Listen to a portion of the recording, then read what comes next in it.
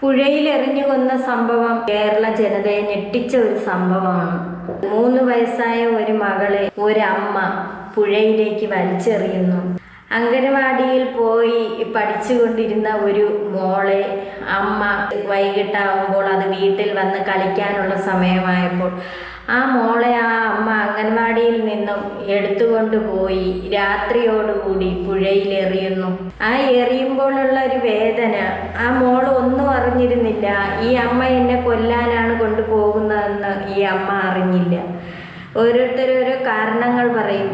ഈ അമ്മയ്ക്ക് അതിൻ്റെതായ പ്രയാസങ്ങൾ ഉണ്ടായിരുന്നു, അതുകൊണ്ടാണ് അമ്മ കൊന്നത്. അങ്ങനെ ഒരമ്മ കൊല്ലോ?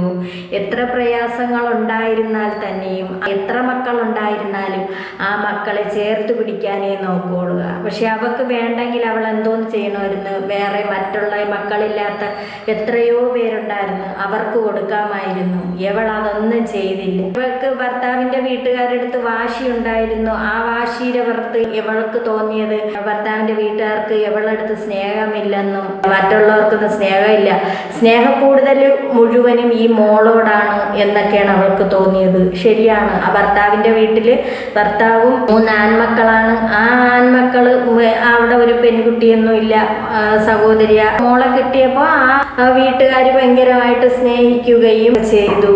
പക്ഷേ ഈ കൊച്ചച്ഛന്മാര് രണ്ടുപേരും ഒന്നുപോലെ അല്ലായിരുന്നു. അതിലൊരു കൊച്ചച്ഛൻ അന്ന് ഈ കുട്ടി പുഴയിൽ നിന്നൊക്കെ എടുത്തുകൊണ്ട് വന്നതിന് ശേഷം പോസ്റ്റ്മോർട്ടം കഴിഞ്ഞ് കൊണ്ടുവന്ന് വീട്ടിൽ കിടത്തിയപ്പോൾ ഈ കൊച്ചച്ഛൻ ഭയങ്കരമായ കരച്ചിലൊക്കെ കരഞ്ഞായിരുന്നു. എല്ലാവർക്കും ഒരുവിധപ്പെട്ടവർക്കും മനസ്സിലായി ഇയാളെന്തിനിങ്ങനെ കിടന്ന് കരയണ്, ഇത്രയും കണ്ണീര് ഇയാൾക്കത് അവിടെ കണ്ണീരുണ്ടെങ്കിലും വേണ്ടില്ല, കള്ളക്കണ്ണീര്, പൂങ്കണ്ണീര്. പിന്നെയാണ് അറിയണത് ഈ കൊച്ചച്ഛൻ ഈ കുട്ടിയെ വർഷങ്ങളോളം പീഡിപ്പിച്ചെന്ന്. ഈ കുട്ടിക്ക് വയസ്സ് 3 ആണെങ്കിലും 1.5 വർഷത്തോളം പീഡിപ്പിച്ചെന്ന്. 1.5 ആയിരിക്കൂല, പിഞ്ചു കുഞ്ഞിലെ ചിലപ്പോൾ എങ്ങനെ അറിയാൻ പറ്റും? പെറ്റിട്ടപ്പോഴേ പീഡിപ്പിക്കുന്നുണ്ടായിരിക്കും എന്ന് പറഞ്ഞ് ഈ തള്ള അങ്ങ് കളഞ്ഞിട്ടേക്കല്ലേ. അതുകൊണ്ടാണ് ഈ കുട്ടിക്ക് ഇത് സംഭവിച്ചത്. ഈ തള്ള ചിറകിനടിയിൽ ചേർത്ത് വെച്ച് നടന്നിരുന്നെങ്കിൽ ഇതിങ്ങനെയൊന്നും സംഭവിക്കൂലായിരുന്നു. ഈ തള്ള ഈ മോളെ ഒന്ന് ശ്രദ്ധിക്കാതെ വെറുതെ അങ്ങ് വിട്ടേക്കുമായിരുന്നു.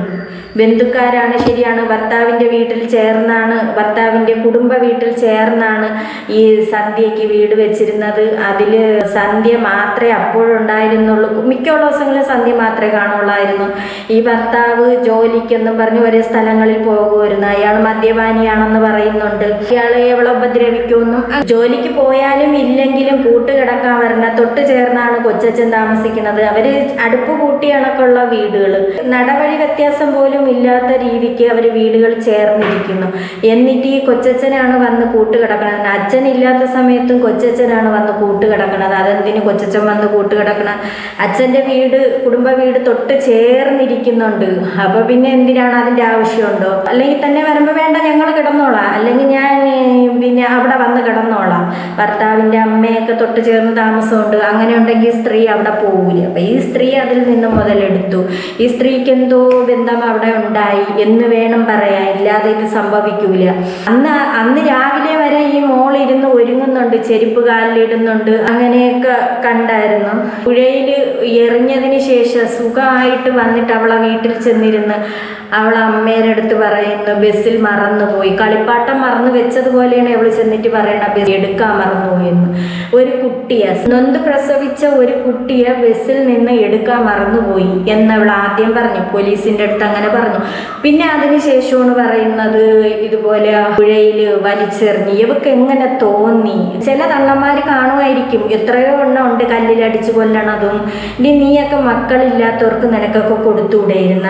മക്കള് ഇല്ലാത്ത എത്രയോ പേര് പ്രാർത്ഥനയോടുകൂടി നടക്കുന്നവരുണ്ട്, അവർക്കൊക്കെ നിനക്ക് കൊടുത്തുകൂടെ? നിനക്ക് ഭയങ്കര വിഷമമാണ്, അങ്ങനെയാണ് മാനസികമായിട്ട് ഭർത്താവിൻ്റെ വീട്ടിൽ അങ്ങനെയായിരുന്നു, അതുകൊണ്ടാണ് ആ കുട്ടിയെ കൊന്നത്. ഇതൊക്കെ പറയാൻ നീ ആരടി? പിന്നെയാണ് പോസ്റ്റ്മോർട്ടം റിപ്പോർട്ടിലാണ് അറിയണത് ഈ കുട്ടി വർഷങ്ങളോളം പീഡിപ്പിക്കപ്പെട്ടു എന്നും ഈ അമ്മ പുഴയിൽ എറിയുന്ന അന്ന് രാവിലെ വരെ പീഡനത്തിന് ഇരയായെന്നും അത് അവിടെ കിടന്ന് കള്ളക്കണ്ണീര് കരഞ്ഞ കൊച്ചച്ഛനാണെന്നും എന്നൊക്കെ അറിയാൻ കഴിഞ്ഞ് അവൻ കുറ്റസമ്മതം നടത്തി അറസ്റ്റ് ചെയ്തുകൊണ്ട് പോയി. പക്ഷെ അയാൾ പറയുന്ന എന്തോന്നാണ്, ഇത് അമ്മ അമ്മയ്ക്ക് അറിയാമായിരുന്നു, ഇത് സന്ധ്യയ്ക്ക് അറിയാമായിരുന്നു. കുട്ടി അമ്മയോട് പറഞ്ഞു.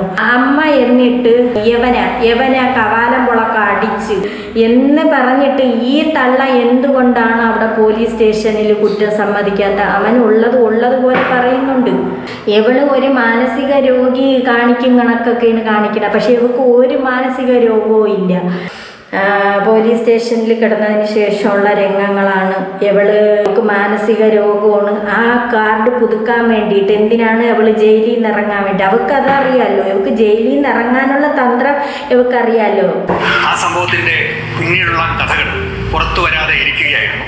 എന്നാൽ ഇപ്പോഴും താൻ മാനസിക രോഗിയാണ് എന്ന് സ്ഥാപിക്കാനുള്ള ശ്രമങ്ങളുമായിട്ടാണ് സന്ധ്യ മുന്നോട്ട് പോകുന്നത്.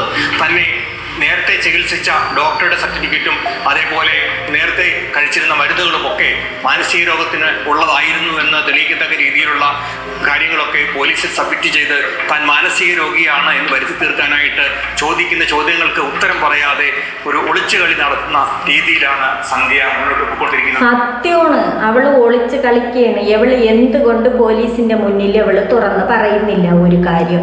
ഇവള് മാനസിക രോഗിയാണ് എന്ന് അവള് അഭിനയിക്കുന്നുണ്ട്. ആ അഭിനയം എങ്ങനെയാണ്? അവളിങ്ങനെയാണ് നിൽക്കണത്. ഒരു കള്ളി ലക്ഷണത്തിലാണ് അവള് നിൽക്കണത്.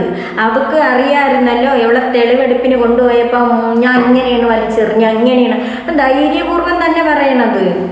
അതുകൊണ്ട് തന്നെ ഇത്തരം റെക്കോർഡുകൾ കയ്യിലുള്ളത് കൊണ്ട് തന്നെ തീരെ ചെറിയ ശിക്ഷ വാങ്ങി ജയിലിൽ നിന്ന് മോചിതയാകാനുള്ള എല്ലാ സാധ്യതകളും അവിടെ നിലനിൽക്കുന്നുണ്ട് എന്നുള്ളതാണ് സത്യം. അതേസമയം പോസ്റ്റ്മോർട്ടം റിപ്പോർട്ട് പുറത്തു വന്നതോടുകൂടി 36 വയസ്സുള്ള പിതൃ സഹോദരനായി ആണ് കുടുങ്ങിയത്.